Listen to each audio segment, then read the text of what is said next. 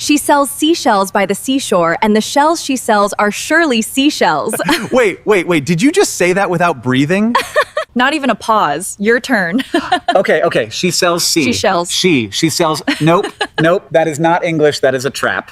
That's exactly what it is. And today we are setting that trap over and over again. Yeah. Because today's episode is all about improving your pronunciation through tongue twisters. Yeah. Played as a truth or dare game. Your mouth will thank you later. Maybe. Or it'll just give up. Either way, your English gets better. So let's talk about it. SkillUp English Podcast. To speak with confidence. Lead with excellence. Hey, English listeners. Welcome to the SkillUp English Podcast, your favorite place to grow, glow, and go in English. Today, we're diving into one of the most underrated yet incredibly powerful tools for mastering pronunciation, tongue twisters. And trust me, your English will never sound the same again. If this channel has ever helped you even once, please share it, because together we grow. So RIMI, let's start from the very beginning. For any listeners who are new, what is a tongue twister exactly? Great question to start with. A tongue twister is a phrase or sentence that's deliberately designed to be difficult to pronounce, especially when you say it fast. Right, like the classic one, she sells seashells by the seashore. Even native English speakers stumble on that. Exactly. The word deliberately there means on purpose. These sentences are purposely built to challenge your mouth muscles. And the funny thing is, they look simple on paper, but the moment you try to say them quickly, chaos begins. Total chaos. But that chaos is actually the magic. It's forcing your tongue, lips, and jaw to work together in ways they normally don't. So it's almost like a workout, but for your mouth. Precisely. Just like how you'd go to the gym to train your muscles, tongue twisters are like a pronunciation gym for English learners. I love that analogy. An analogy, listeners, is a comparison between two things to explain an idea, and this one is on point. All right, Ryan, shall we go through some of the most famous tongue twisters and break down exactly what each one teaches? Yes, please. Let's do it. Listeners, grab a pen because this section is gold. First one, Peter Piper picked a peck of picked peppers. This one repeats the P sound, called a bilabial sound, because it uses both lips together. Try saying it. Peter Piper picked a peck. Feel that? Your lips are almost popping with every word. This helps learners who confuse P and B, or who swallow the P sound and make it sound weak. Next one, how much wood would a woodchuck chuck if a woodchuck could chuck wood? This one is a masterpiece for the W and CH sounds, two sounds that many learners really struggle with.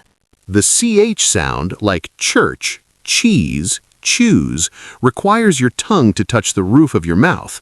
It's very specific. And the W sound, learners often replace it with V, saying vood instead of would. Tongue twisters fix that. What about the TH one? Because I know that one is a universal nightmare.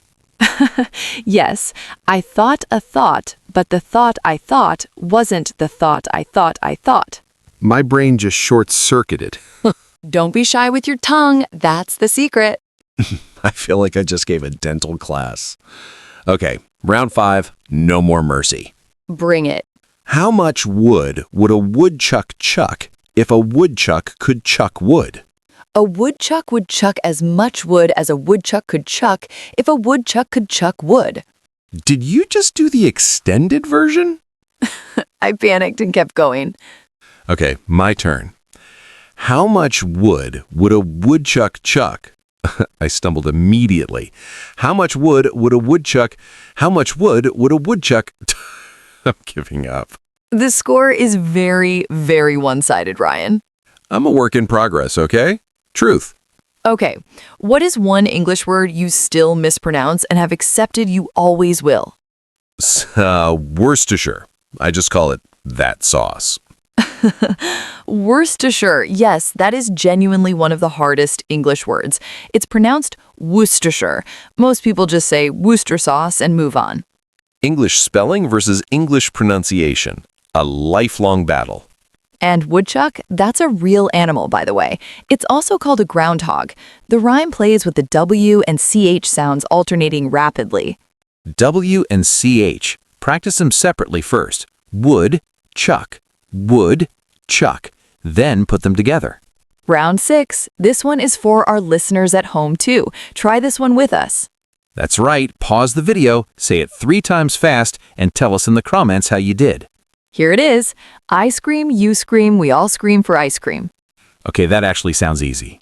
3 times, fast, together. Ready? Okay. I scream, you scream, we all scream for ice cream. I scream, you scream, we all scream for ice cream. I scream, you I completely lose it. I'm screaming. He's just screaming now. He's forgotten the words.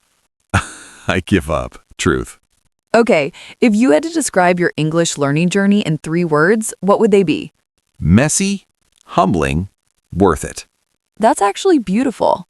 And honestly, that's the thing about tongue twisters. They show you where your weaknesses are. They're not just silly games.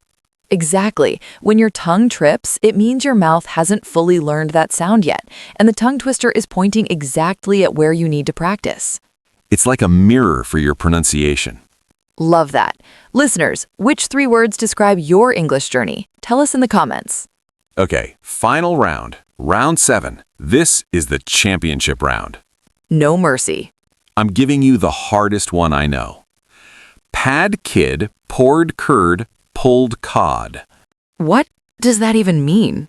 It means nothing. It was created by MIT researchers specifically to make people stop talking. It is scientifically the hardest tongue twister in the English language.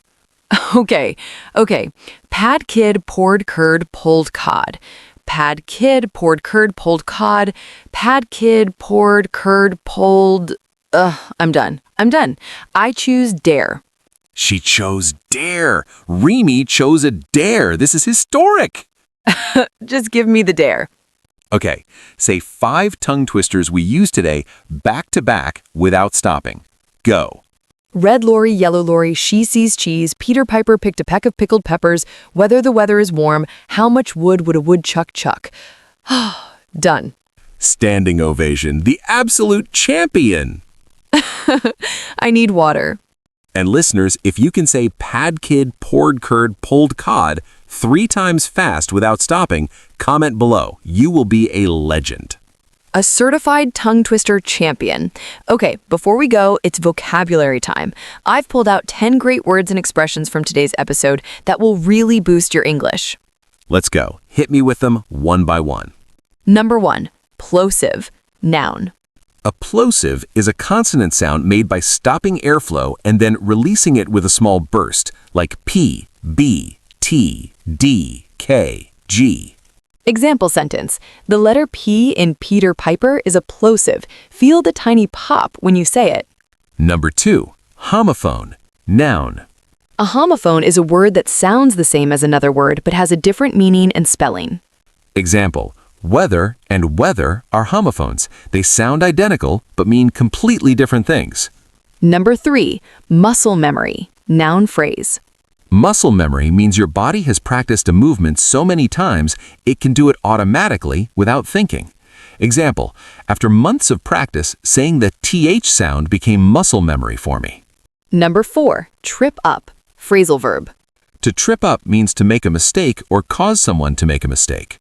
Example, the repeated R sounds always trip me up when I say tongue twisters too fast.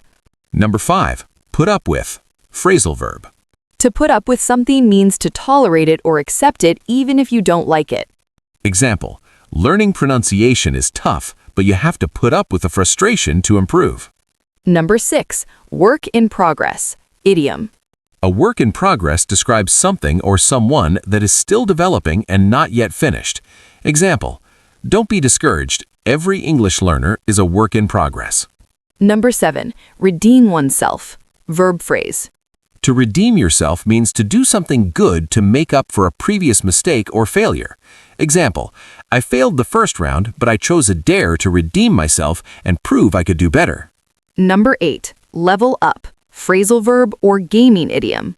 To level up means to improve your skills or move to a higher standard, originally from video games, now used everywhere. Example, practicing tongue twisters every day will help you level up your pronunciation fast. Number 9. A lifelong battle. Idiom. A lifelong battle is a struggle or challenge that continues throughout your entire life. Example, for many learners, English spelling versus pronunciation feels like a lifelong battle. Number 10. Born ready. Idiom. To be born ready means you are completely confident and prepared. You were made for this moment. Example, when the teacher asked who wanted to try the hardest tongue twister, she said, "I'm born ready." Those are your 10 power phrases for today. Write them down, use them this week, and watch your English confidence grow. You can also re-watch this episode and try to spot each one when we used it naturally in conversation. And that's a wrap on today's tongue twister challenge. Your mouth is stronger than it was 15 minutes ago, I promise. If this episode made you laugh, made you learn, or made your tongue hurt a little bit, please share it with a friend, hit subscribe, and leave us a comment on SkillUp English Podcast. Every single share helps us reach more learners around the world. Keep practicing, keep playing, keep leveling up, and we'll see you in the next episode. Bye for now. Bye, English listeners. You've got this.